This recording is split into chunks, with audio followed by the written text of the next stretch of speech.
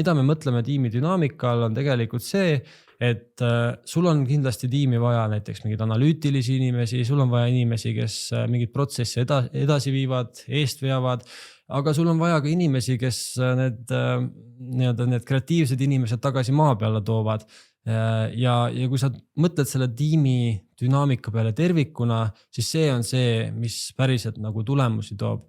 Kui ma ei eksi, siis kas Apple äkki tegi kunagi sellise eksperimendi, et prooviti juhtidest lahti saada ja edasi liikuda ainult tippinseneridega, aga päris kiiresti saadi aru, et tegelikult kui juhtimiskultuuri ei ole ja ainult tippspetsialistid, kes on hästi orienteeritud mingisugusele kindlale tegevusele,